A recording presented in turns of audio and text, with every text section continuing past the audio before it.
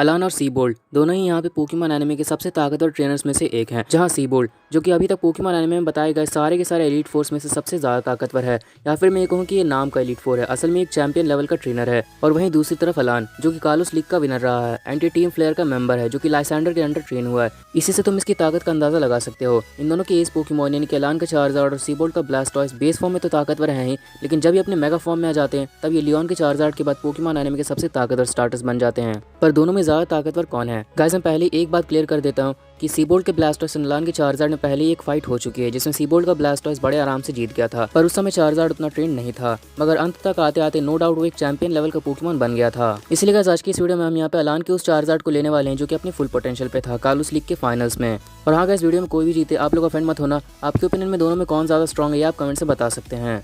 So guys अगर video पसंद है तो लाइक कर देना, चैनल पर नए तो प्लीज सब्सक्राइब भी कर लेना एंड नोटिफिकेशन बेल को भी ऑन कर देना। तो चलिए फिर आज की वीडियो को स्टार्ट करते हैं।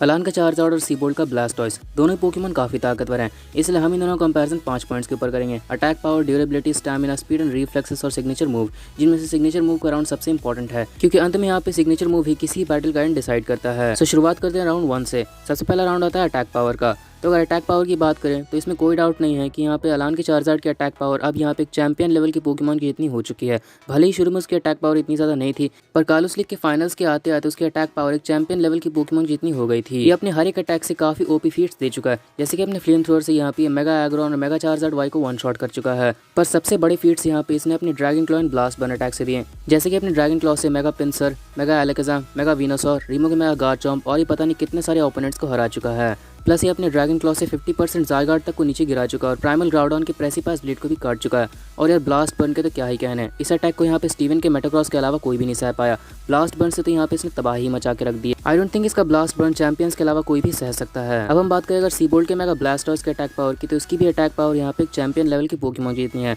इसने बेस फॉर्म में यहाँ पे अलान के मेगा चार्जार्ड एक्स के 2 ड्रैगन क्लॉ को अपने एक ही स्कल बैश से रोक लिया था। मतलब बेस फॉर्म में यहाँ पे सीबोल्ट के ब्लास्टॉयस की अटैक पावर अलान के मेगा चार्जार्ड से ज्यादा थी, एंड मेगा इवॉल्व होने के बाद तो भाई इसकी अटैक पावर अलग ही लेवल पे पहुंच गई थी। मेगा इवॉल्व होने के बाद इसने अलान की चार्जार्ड को बस 3 अटैक के अंदर ही हरा दिया था, 2 ड्रैगन पल्स एंड एक हाइड्रो पंप। और हम ये बात भी नहीं भूल सकते कि इस बैटल में यहाँ पे सीबोल्ट का ब्लास्टॉयस बिल्कुल भी सीरियस नहीं था। वो उस समय अलान की चार्जार्ड के साथ बस खेल रहा था, लेकिन खेल खेल में यहाँ पे उसने अलान की चार्जार्ड को पूरी तरह से ओवरपावर कर दिया। तो अब अगर हम अटैक पावर की बात करें तो ये कहना बहुत मुश्किल है कि दोनों में किसकी अटैक पावर ज्यादा है। शुरू में चार्जार्ड की अटैक पावर इतनी ज्यादा नहीं थी, लेकिन अंत तक आते आते उसकी अटैक पावर अलग ही लेवल पे पहुंच गई थी। बट स्टिल मेरे अकॉर्डिंग ये पॉइंट ब्लास्टॉयस को जाएगा, क्योंकि गाइस हम ये बात भूल नहीं सकते कि अलान की चार्जार्ड से लड़ते वक्त यहाँ पे वो बिल्कुल भी सीरियस नहीं था। वो बस वहाँ पे खेल खेल में लड़ा, तब भी उसकी अटैक पावर अलग लेवल पे थी। तो अगर फुल पोटेंशियल से अटैक करना स्टार्ट कर दे तो हाँ हम ये कह सकते हैं कि एक मायने में उसकी अटैक पावर उस समय अलान की चार्जार्ड से ज्यादा होगी। तो ये पॉइंट जाता है ब्लास्टॉयस को। नेक्स्ट राउंड आता है ड्यूरेबिलिटी का। अब अगर हम बात करें ड्यूरेबिलिटी की, तो इस बात से कोई भी डिनाई नहीं कर सकता कि अलान के चार्जार्ड की ड्यूरेबिलिटी पोकेमॉन एनिमे के किसी भी नॉन लेजेंडरी पोकेमॉन से ज्यादा है। ये पूरे पोकेमॉन एनिमे का सबसे ड्यूरेबल नॉन लेजेंडरी पोकेमॉन रहा है, क्योंकि इसने खुद पर इतने सारे अटैक्स हैं कि क्या बताऊं। इनफैक्ट ये गिनना भी काफी मुश्किल है कि अब तक यहाँ पे अलान का चार्जार्ड कितने सारे अटैक्स को सह चुका है। इवन ये सुपर इफेक्टिव अटैक्स के बाद भी नहीं हारता था। एंड अलान के चार्जार्ड ने जितने भी अटैक्स सहे हैं वो किसी कमजोर पोकेमॉन के अगेंस्ट नहीं, बल्कि मैक्सिमम अटैक्स उसने यहाँ पे एक एलीट 4 लेवल की पोकेमॉन या फिर चैंपियन लेवल की पोकेमॉन के अगेंस्ट सहे हैं। पूरे कालोस में यहाँ पर इसने 19 से 20 बैटल्स लड़ी हैं। उन सारे बैटल्स में काफ़ी सारे अटैक्स खुद पे लिए हैं, लेकिन कभी भी हारता नहीं था। चाहे इस पे कितने भी अटैक्स कर लो ये बार बार खड़ा हो जाता था। इसकी इंसेन ड्यूरेबिलिटी को देख के तुम्हारे मुंह से बस एक ही बात निकल सकती है, you can break my bones but you can never break my spirit. इस बात को यहाँ पे अलान के चार्जार्ड ने पूरे एनिमे के अंदर काफी अच्छे से साबित किया है। एंड कालोस लीग की फाइनल बैटल में यहाँ पे जब ये ग्रेनिंजा से लड़ा था तो ग्रेनिंजा उस समय यहाँ पे अपनी फुल पोटेंशियल पे था। उस बैटल में यहाँ पे ग्रेनिंजा ने अपने एरियलेस एंड वाटर शuriken से अलान के चार्जार्ड पे एक डायरेक्ट हिट स्कोर किया, पर तब भी उसे नहीं हरा पाया था। यहाँ तक कि अंत में ग्रेनिंजा ने अपने बॉन्ड फिनोमेना की पूरी ताकत लगा दी थी, अल्टीमेट वाटर शuriken हिट किया था, लेकिन उस अटैक को भी यहाँ पे अलान के चार्जार्ड ने सह लिया। उस अटैक के बाद वो नहीं हारा था। और अब अगर हम बात करें सीबोल्ट के मेगा ब्लास्टॉयस की ड्यूरेबिलिटी की, तो ड्यूरेबिलिटी के मामले में सीबोल्ट के मेगा ब्लास्टॉयस ने अब तक बस 2 ही अटैक्स आए हैं, और वो था अलान के चार्जार्ड का 2 ड्रैगन क्लॉ, वो भी एक साथ। लेकिन इस अटैक के बाद भी यहाँ पे सीबोल्ट के ब्लास्टॉयस को ज्यादा कुछ फर्क नहीं पड़ा था, वो 2-3 सेकंड के अंदर ही रिकवर हो गया था। सो अगर ड्यूरेबिलिटी की बात करें तो इसमें मुझे क्लियर विनर यहाँ पे अलान का मेगा चार्जार्ड दिखता है, क्योंकि ड्यूरेबिलिटी में डेफिनेटली वो जीत जाएगा। मेरे कहने का ये मतलब नहीं है कि यहाँ पे सीबोल्ट का ब्लास्टॉयस कम ड्यूरेबल है, वो भी बहुत ज़्यादा ड्यूरेबल है। उसने यहाँ पे अलान के चार्जार्ड के 2 ड्रैगन क्लॉ को एक साथ सहा था, पर तब भी यहाँ पे सिर्फ 2-3 सेकंड के अंदर ही कवर हो गया था। बट द फैक्ट इज अलान के चार्जार्ड की ड्यूरेबिलिटी में बात ही कुछ और है। जितने अटैक्स यहाँ पे अलान के चार्जार्ड ने खुद पे सहे, उतने अटैक्स पोकेमॉन एनिमे का कोई पोकेमॉन आज तक नहीं सह पाया है। नेक्स्ट राउंड आता है स्टैमिना का। स्टैमिना की बात रही तो अलान का चार्जार्ड स्टैमिना में भी काफ़ी आगे है।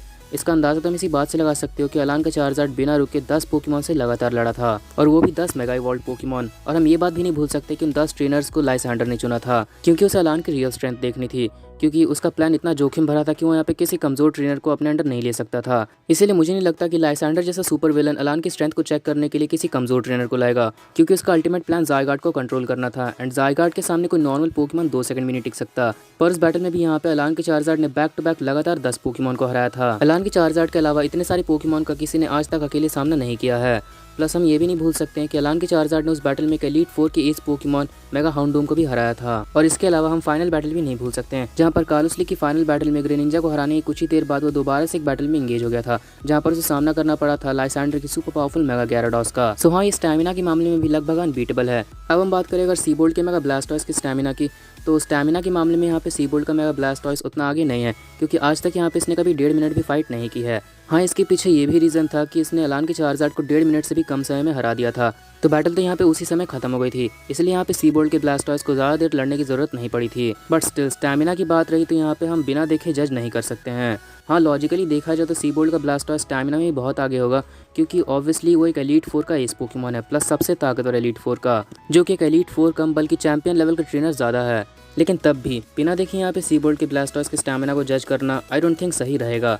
सो इसलिए यहाँ पे अगर स्टैमिना की बात रही तो इसमें मुझे क्लियर विनर यहाँ पे अलान का चार्जर्ड दिखता है, क्योंकि अलान का चार्जर्ड 10 पोकेमॉन से लगातार लड़ चुका है। ग्रेनिंजा को हराने के कुछ ही समय बाद वो मेगा gyarados से भी लड़ा था, और उसके बाद ज़ायगार्ड के वॉइस को भी डिस्ट्रॉय कर रहा था, जबकि सीबोल्ट का ब्लास्टॉयस आज तक 1.5 मिनट भी ठीक से नहीं लड़ा है। नेक्स्ट पॉइंट आता है स्पीड एंड रिफ्लेक्सेस का। तो यहाँ पे काफी लोगों को ये डाउट होता है कि अलान का चार्जर्ड उतना फास्ट नहीं है एंड सारे चार्जर्ड में सबसे स्लो है। बट गाइस, ये पोकेमॉन फैंस के बीच बस एक मिथ है। पोकेमॉन फैंस के बीच सबसे फास्ट चार्जर्ड ऐश के चार्जर्ड को माना जाता है, बट इन रियलिटी अलान का चार्जर्ड पोकेमॉन एनिमे में किसी भी चार्जर्ड से कई गुना ज़्यादा फास्ट है। खुद सोचो, ग्रेनिंजा ऐश का सबसे फास्ट पोकेमॉन है आफ्टर मैग्नेटल, लेकिन इतना फास्ट होने के बाद भी ग्रेनिंजा बस अपना एक वाटर शuriken ही अलान के चार्जर्ड के ऊपर लैंड कर पाता है थंडर पंच को ओवरपावर करके, क्योंकि एरियलिस अल्टीमेट वाटर शuriken उसने तब हिट किया था जब चार्जर्ड ब्लास्ट बर्न के इफेक्ट के बाद रिचार्ज हो रहा था। लेकिन वही बात करें हम सीबोल्ट के मेगा ब्लास्टॉयस की स्पीड की, तो उसकी स्पीड बस हमने स्कल बैश यूज़ करते वक्त देखी थी, जो कि ज़्यादा तो है पर उतनी ज़्यादा नहीं। सो स्पीड एंड रिफ्लेक्सेस के मामले में अलान का चार्जर डेफिनेटली आगे रहेगा, क्योंकि ऑब्वियसली भाई जो ग्रेनिंजा को यहाँ पे स्पीड एंड रिफ्लेक्सेस के मामले में पूरी तरह से मैच कर सकता है, वो भी तब जब ग्रेनिंजा अपनी फुल पोटेंशियल पे था, तो तुम उसकी स्पीड का अंदाज़ा लगा ही सकते हो। अलान के चार्जर्ड और मेगा गार्डिवोर के अलावा कोई भी नॉन लेजेंडरी पोकेमॉन ग्रेनिंजा की स्पीड के आसपास तक नहीं है। एंड नाउ फाइनल राउंड आता है सिग्नेचर मूव का, जो कि सबसे इंपॉर्टेंट राउंड है। तो अलान के चार्जर्ड का सिग्नेचर मूव है ब्लास्ट बर्न, जिसने अच्छा को उनकी असली जगह दिखा दी है। इसका ब्लास्ट बर्न स्टीवन के मेटाक्रॉस के अलावा कोई भी नहीं सह पाया था। स्टीवन के मेटाक्रॉस के अलावा ब्लास्ट बर्न जिसे भी हिट हुआ वो वहीं पे फेंट हो गया। मतलब यहाँ पे बैटल में अगर ब्लास्ट बर्न यूज हुआ एंड अगर उसे काउंटर नहीं किया गया एंड अगर ब्लास्ट बर्न सक्सेसफुली हिट हो गया तो बैटल वहीं पे खत्म। इसने अपने ब्लास्ट बर्न से एलीट 4 के एज पोकेमॉन मेगा हाउंडूम को वन शॉट किया है। और तो और ग्रेनिंजा, जो कि फाइनल बैटल में अलान के चार्जर्ड से लड़ते वक्त अपनी फुल पोटेंशियल पे था, वो भी यहाँ पे अलान के चार्जर्ड का ब्लास्ट बर्न नहीं सह पाया था। और ऐसा भी नहीं ग्रेनिंजा ज़्यादा ड्यूरेबल नहीं है, ऑलरेडी यहाँ पे वो अलान के चार्जर्ड का 3 ड्रैगन क्लॉ सह चुका था। और अगर हम बात करें सीबोल्ट के मेगा ब्लास्टॉयस की, तो उसका सिग्नेचर मूव है ड्रैगन पल्स, जो कि काफ़ी ओपी अटैक है। अपने मिनिमम एफर्ट के साथ भी यहाँ पे जब इसने ड्रैगन पल्स हिट किया था तो उसने भी यहाँ पे अलान के चार्जर्ड को काफ़ी हाई अमाउंट में डैमेज दिया था, लेकिन चार्जर्ड ने किसी तरह उसे सह लिया था। लेकिन जब दूसरी बार यहाँ पे सीबोल्ट के ब्लास्टॉयस ने थोड़ा जोर लगा के मार दिया था, तब तो भाई क्या ही कहूँ। पोकेमॉन एनिमे के अंदर पहली बार कोई ऐसा अटैक हिट हुआ जिसने यहाँ पे अलान के चार्जर्ड को फेंट कर दिया था, वो भी तब जब यहाँ पे उसने ड्रैगन पल्स पूरी ताकत से यूज भी नहीं किया था, बस थोड़ा सा ही दम लगाया था। सो अगर सिग्नेचर मूव की बात रही तो ये चुनना थोड़ा टफ तो है कि दोनों में कौन ज़्यादा आगे है, क्योंकि दोनों का ही मूव काफ़ी ओपी है एंड अलग लेवल पे है। बट मेरे अकॉर्डिंग आई थिंक सीबोल्ट का ब्लास्टॉयस ज़्यादा डिजर्विंग है इस पॉइंट के लिए, क्योंकि सबसे पहली बात अलान के चार्जर्ड का ब्लास्ट बर्न एक फायर टाइप अटैक है जिससे सीबोल्ट के ब्लास्टॉयस को रेजिस्टेंस है, लेकिन वहीं सीबोल्ट के ब्लास्टॉयस का ड्रैगन पल्स अलान के चार्जर्ड पे सुपर इफेक्टिव है। प्लस यहाँ पे चार्जर्ड के ब्लास्ट बर्न में एक डिसएडवांटेज भी है कि उसे रिचार्ज होने की जरूरत पड़ती है ब्लास्ट बर्न यूज करने के बाद, लेकिन सीबोल्ट के ब्लास्टॉयस के ड्रैगन पल्स में ऐसे कोई भी डिसएडवांटेज नहीं है। ड्रैगन पल्स यूज करने के बाद उसे रिचार्ज होने की जरूरत नहीं पड़ती है, वो रिपीटेडली भी उसे यूज कर सकता है। और जो सबसे बड़ा रीजन है वो यहाँ पे मेगा ब्लास्टॉयस की मेगा लॉन्चर की एबिलिटी है। मेगा लॉन्चर के कारण इसकी ड्रैगन पल्स की पावर 50% इंक्रीज हो जाती है, जबकि अलान के चार्जर्ड के पास ऐसी कोई एबिलिटी नहीं है जिसके कारण वो अपने ब्लास्ट बर्न की पावर को बूस्ट अप कर सके।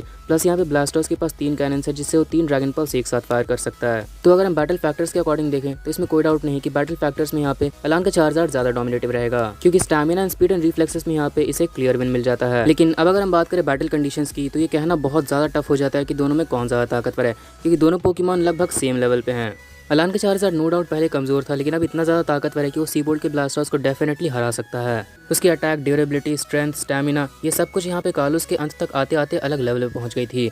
लेकिन ऑन दी अदर हैंड हम ये भी नहीं भूल सकते कि सीबोल्ट का मेगा ब्लास्टर्स भी इतना ताकतवर है कि वो चाहे तो डेफिनेटली यहाँ पे अलान के चार्जर को हरा सकता है, क्योंकि अगर वो खेल खेल में इतना ताकतवर है तो उसकी फुल पोटेंशियल का हमें कोई अंदाज़ा नहीं है। सो हाँ, ये दोनों ही पोकेमॉन एक दूसरे को हरा सकते हैं कुछ पॉसिबिलिटीज़ के ऊपर, क्योंकि दोनों लगभग बराबर ही हैं। पर मेरे अकॉर्डिंग इस फाइट में मेगा ब्लास्टर्स के जीतने के चांसेस थोड़े ज़्यादा हैं। इन दी एंड मेगा ब्लास्टर्स इस बैटल को जीत जाएगा, क्योंकि सबसे पहली बात यहाँ पे ब्लास्टर्स को अलान के चार्जर के ब्लास्ट बर्न से रेजिस्टेंस है, और तो और यहाँ पे वो डैमेज मिनिमाइज भी कर सकता है अपने शेल के अंदर जाके। लेकिन वहीं दूसरी तरफ सीबोल्ट के ब्लास्टर्स का ड्रैगन पल्स अलान के चार्जर पे सुपर इफेक्टिव है, प्लस वो एक साथ तीन ड्रैगन पल्स फायर कर सकता है, और तो और उसके पास मेगा लॉन्चर की एबिलिटी भी है। सो हाँ, ये काफ़ी क्लोज बैटल होगी, दोनों ही पोकेमॉन एक दूसरे को हरा सकते हैं, बट ब्लास्टर्स के जीतने के चांस थोड़े ज़्यादा हैं।